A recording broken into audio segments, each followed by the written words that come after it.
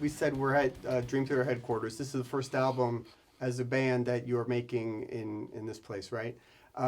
Was it written here? Did you guys write stuff? Did you bring some ideas in? I know that's always evolving for you guys. Last time you lived together for a month and wrote stuff. Yeah. I don't remember anyone. I mean, maybe a couple of ideas. I'm not sure. It was done. Yeah. It was all inspiration. We jammed, and we all just wanted to reach deep. We had new instruments or configurations. Everybody had something. It was just fun. I mean, at least for me, you too. You're bringing in the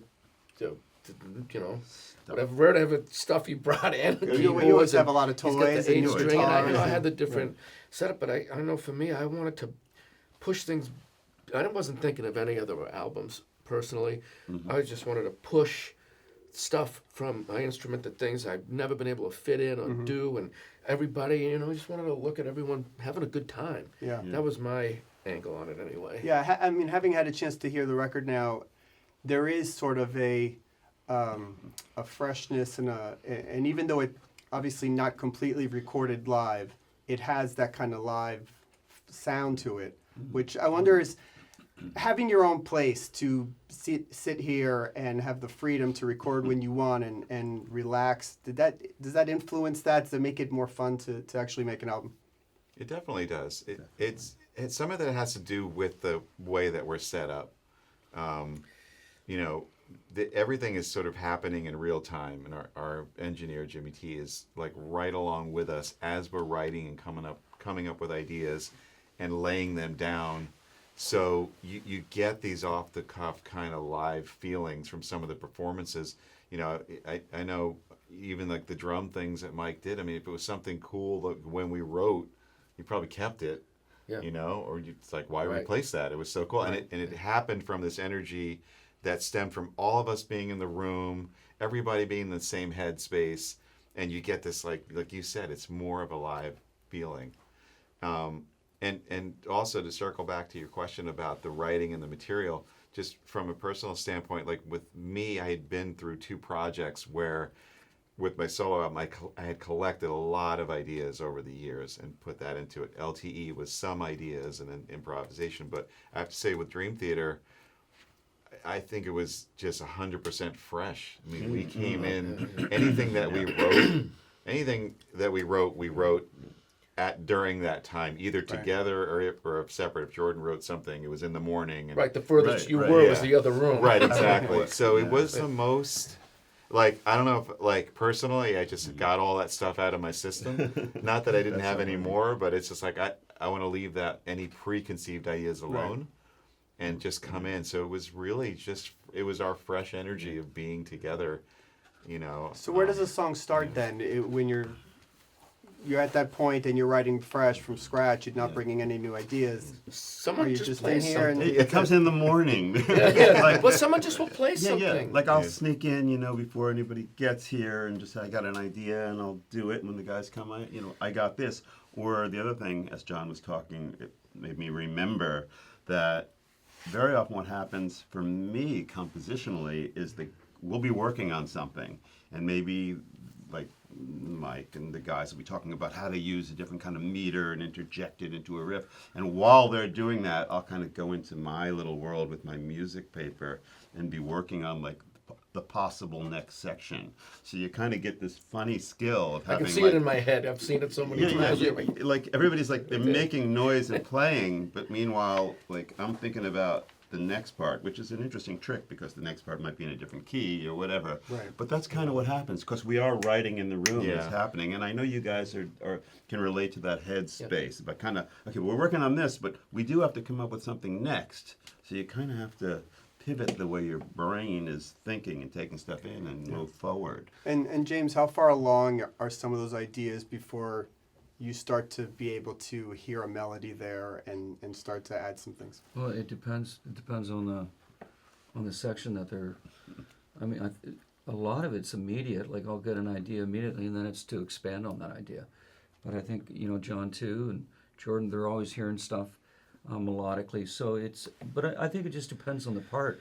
Sometimes I'm hearing a part while they're writing it, and I'll go, oh, I got a great melody for that, and it's like, well, that's not a vocal section. Well, it is to me. It is to me. I just wrote a great melody. You guys want to hear it? Well, I mean, Wait a minute. in one case, You you know? were singing a melody. We ended up playing it instead. Yeah. You're right. That's right. Right. Yeah, that's Exactly. right, sure. Exactly. The other So that- thing that- about that's- this space is there's a level of patience. Yeah. Yeah. There really is a Yeah, level yeah. of patience Yeah. with each other, and I have footage. If one of us is gonna take a moment to play, everyone's just cool. Just Gotta you give Yeah. just sit, you space. wait. And Yeah. and sometimes it's not that easy either, Right. because you No. wanna my mind will be racing with this riff and that riff and this possibility, but meanwhile, he's expressing an idea. He's everybody's Right. has to have the chance to say what they say. So you kind of hold on to it, and if there's Right. a little place to put something, well, how about this? Maybe then that's kind of how it And works. it's a great system because you're actually building a foundation. So the final idea has to be filtered. Everyone has to. Right. Right. You're going to go through it and you got to acknowledge and Right. try it. But it's helpful to us all, no matter whose idea gets through, because you know that when a group feels a certain way about something, say, okay, done. Yeah. Right. Well, and We're does good one with it. idea from you maybe spur an idea to you, Jordan, that you hadn't heard before, and so on? I mean, does Well, it build of like course. that? Absolutely, and a lot of times on this album, I think, kind of rewinding a little bit. Yeah. One way of thinking about it is we were looking for these vibes, like a Scenes from a Memory vibe or a Change of Seasons.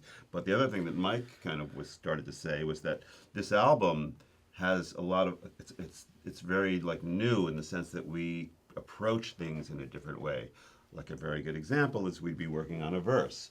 Dream Theater, a lot of times we have like a kind of a chunky repeating chord, but in a verse, but we did it in a different way where like he would come up with a really cool rhythmic idea and then John would respond and say, wow, I could do that and I'll like hit these chords on those beats and then like I have to find like the chords to go around it, and that kind of created a new thing. And then of course the melody's got to fit over it, and that was like a new thing, and it created a different sound as well, which is something we haven't done like that ever before. Well, one of the things that I take from your music, going back to when I first started listening to the band, like back in Images and Words, was that the second verse was never, I would say never, but rarely the same as the first verse. It was almost a deliberate, we can do this and we're going to do it and we don't care what traditional songwriting is. And as a person listening to music at the time, that was immensely refreshing, because pop and traditional rock music was always, and fine, repeating the first verse, again, second, it's sort of similar.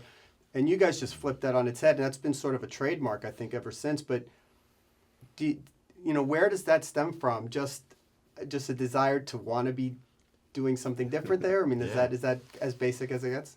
I mean, that's a great thing to bring. That's such a Dream Theater thing, because we're just like, the second verse can't be the same. Like, well, we ran out of already ideas. did that once. Yeah, we did no that. idea how to orchestrate it again. Yeah, exactly. We can do this. We just kind of like having all different options, and the fun thing about writing that way, and you'll hear also that sometimes the choruses aren't the same either, or they're in a different time signature or a different key. Right, You might right. not even notice the key changed, but Right. we'll do things to flip it up, and what it does is like it just makes the music more interesting to play, to listen to.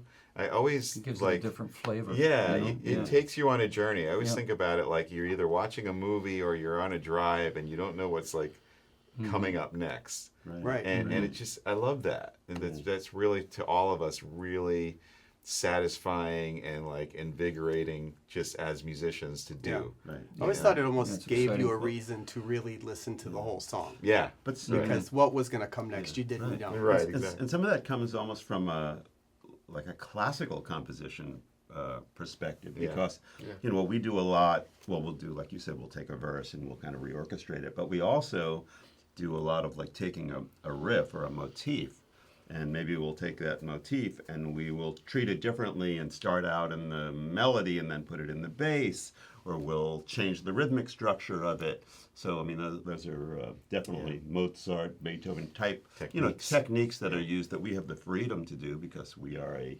prog metal band and can look at music that way. So, and then kind of refining it into a song format. I mean, even though our music can be very progressive and very long, we're still very architecturally driven where we're very aware of, okay, this is a verse, this is a chorus, this is a pre-verse, and we arrange things like that. But Yeah. kind of combining those ideas together. And they have to tie in. So one of the things we do is we literally talk about, 101 things to do with this time signature. Let's try some different things. But we won't change too many components. So in other words, if we did something one way, let's say it's a 4/4 influence and it's really an odd time, the next time we won't do that, but we won't change the bass time. Or we'll change the bass time, but then keep the 4/4. Like, we won't change too many things, so otherwise they would sound like completely different Right. sections. So we talk through what to change and what not to, and It's also like, just Jordan mentioned it, it's like just Prague playing Prague. You just have the liberty. Yes. Like, I just remember hearing Hemispheres for the first time, or Close to the Edge, and you're listening to like, you don't know what's going to happen. It's not a normal song by any means. Right. And they're just going in and out of time signatures and feels, and all of a sudden there's this like section that seemingly has nothing to do with anything, but it makes sense in the song. Right. So part of it is like how we were influenced musically as well. Sure. And I think the cool thing about that is that when you were listening to Rush, and I think we've been very, very conscious of that, it never seems like it's jarring. It's always fluid. Yeah. It's flowing. True. It's Totally. purposeful. You know, it's Right. one thing to just do something to be different, but that to me, it's forced, and then it becomes absurd. Whereas we grew up listening to bands that was their forte, to be able to switch things around, but it made perfect sense, and you didn't feel like there can be a switch in gears, but it's where you want to go with it. Yeah. unless That- we that's set out. key. That's Right. key. And a yeah. couple of times you set out, you're like, let's purposefully just go Right. bang, bang, bang. Like, Exactly. Right. where did that just come for, but it's not. It's not. Right. It's not often. Right. No, and it never really sounds out of place. Yeah. Well, because you've also trained the listeners to expect the unexpected, right? So so if it's not off kilter, then that's almost weird. Well, I also like there's also a craft to it, because there's things going on that people might not be aware that's happening, that like every one of us has a crafty way of dealing with. Like, Mike will set up a time signature that's coming up in a previous section, and you won't know it's happening. Right. So when it does the transition, it feels really natural. Yeah. Or there might be some voice leading that Jordan is doing in the chord progression. Or if I'm playing a melody, I'll make sure that melody is going to weave its way where it sounds like it's leading to the next section, even if the next section is in a totally different key. So I think those are just songwriting techniques that we've learned and Yeah. that we incorporate. So it's not just like we're cutting and pasting, stick this Right. here, stick this there, and it sounds like angular and like immature. There's actually a songwriting Yeah. technique. Transitional crafting. Transitional That's transitional title it. craftsmanship. Transitional crafting time. Let's That's go. it. That's Getting exactly it. back to the new record, one of the things that I'm sure fans have noticed by now is the length of the songs, which is, for a prog fan, can already make you drool. These are all really long songs. I think the shortest is somewhere around 6-something minutes, with a long epic in there. Was that also an approach that you went into this record saying we want to make it more of a maybe proggy, to use that term, kind of record? We actually didn't worry about that, did we? We just played, and the songs, when we would listen to them, we were always surprised at the length. Yes, Goes you're by. right. So we didn't set out for specific. We just said this. Absolutely this- right. again, But we allowed it. We allowed it, just like allowed it, yeah. we're not finished yet. Keep writing, or sounds finished to me. Well, it's finished. Yeah, it's finished. Let's go listen to it. I think. Yeah, no, you're right. We definitely lifted a little Totally bit of right. a purposeful restriction we put on ourselves for distance over time, because we had a really specific thing we wanted to do with that record, was to really hone in on the songwriting and keep it concise. Even in a song like Pale Blue Dot, that's completely insane, it's within a sort of package. And on this record, we sort of lifted that, and like Mike said, it was kind of anything goes. See how long the songs, what they are. Yeah. And we're not going to do that, and especially, and these are funny conversations we have, like, oh, we haven't done an epic in a long time. When's the last epic we did? We got to do one. So it's like, we're definitely doing it. Right, We don't right. care how long it's going to be, as long as it fits on the side of an LP. There's also noticeably no ballad really on the album, or sort of no 4-minute single. Again, just to go over that a little bit. After the songs are done and you've reached what you think is the album, do you even look back at that and go, hey, we didn't write a formative ballad? It's, should we have? Maybe we didn't. Does that ever come into mind? Well, from my perspective, just musically speaking, what's important is to have a balance of energy. You don't want the whole album to be like just, on, like aggressive. You want, places where you can breathe, where you can just like, sit back and groove, whatever.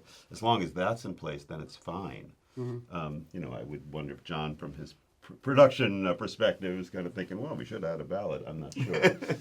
Well, I agree with you, Jordan, because even though there's not a ballad, quote unquote, the flow of the album is really natural, and there are sections in the music and within songs that give you that kind of sense where you of breathe. Yeah. Totally. And so I 100% agree with that. I don't think it's kind of like this checkbox that we have to have this. We just 'Cause then felt that way, like song 3 and 6, Right. which are different names now, but and even And many songs in our past that have been considered the ballad, it just naturally happened. Yeah, It wasn't exactly. something, we got to get that, it's, Right. It materializes. Yeah. And within a view from the top of the world, the whole middle section is its own, sort of relief from everything, its own kind of mellow section. So, yeah, like Jordan said, as long as there's a really good flow of energy that Where you can isn't breathe, just like action movie the whole time. Right. Right. Yeah, I mean, Give we're some very dramatic moments. Yeah, we're very conscious of like allowing the music to breathe. Like we all really appreciate things when they're calm and mellow and melodic and just feel good. So it's, that's just our perspective.